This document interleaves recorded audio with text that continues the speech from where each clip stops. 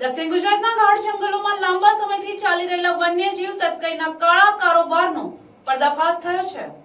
નવસારી જિલ્લા પોલીસ અને વન વિભાગની ટીમ દ્વારા ચલાવવામાં આવેલા સંયુક્ત ઓપરેશન વાઇલ્ડ લાઇફ દરમિયાન ચીખલી તાલુકાના સાદડવેલ ગામેથી ઘુવડની તસ્કરી કરતા 4 રીઢા તસ્કરોને રંગે હાથ ઝડપી લેવામાં આવ્યા છે।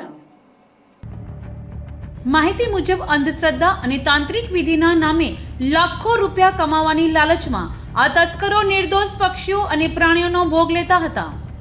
તપાસ દરમિયાન આ ગેરકાયદેસર નેટવર્કના તાર સુરત સુધી જોડાયેલા હોવાનું પણ સામે આવ્યું છે। સ્પેશિયલ ઓપરેશન ગ્રુપ અને વન વિભાગની ટીમે ગોઠવેલી સંયુક્ત ટ્રેપ દરમિયાન આરોપીઓ ત્યારે ઝડપાયા જ્યારે તેઓ અંદાજે 10 લાખ રૂપિયામાં ઘુવડનો સોદો કરી રહ્યા હતા।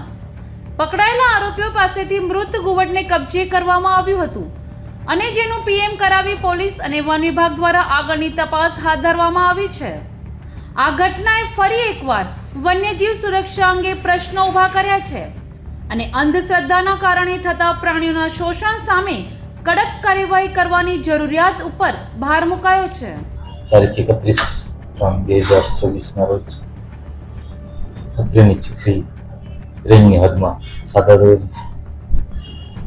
ગામે આનંદ ફાર્મ નર્સરી પાસે આરોપી 4 પરિમલ, પ્રિતેશ, ઈશ્વર તથા સ્મિત પાસે વન્ય પ્રાણી સંરક્ષણ અધિનિયમ 1972 માં આરક્ષિત ઘુવડ, જેને ગુજરાતીમાં રેવી દેવી કહીએ છીએ, બાણાઉ, એ એમના પાસેથી મૃત હાલતમાં મળી આવેલ છે।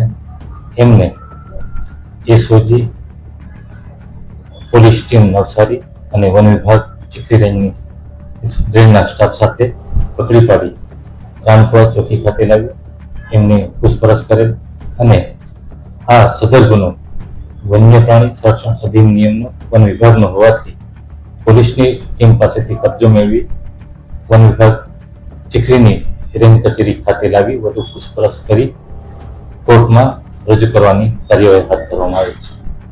વન વિભાગે કબજો મેળવ્યો એ સમયે ઘુવડ છૂટું હતું ના, જ્યારે વન વિભાગે કબજો લીધો ત્યારે ઘુવડ મૃત હાલતમાં। એ ફરિયાદ 4 આરોપી જે છે પરિમલ, પ્રિતેશ, સ્મિત અને ઈશ્વર, એ લોકો ઘુવડની હેરાફેરી સુરતથી લઈને સાદરવેલ સુધી લઈ આવેલ છે અને એ લોકો વેચવા માટે લઈ આવેલ છે, તાંત્રિક વિધિ માટે લઈ આવેલ છે।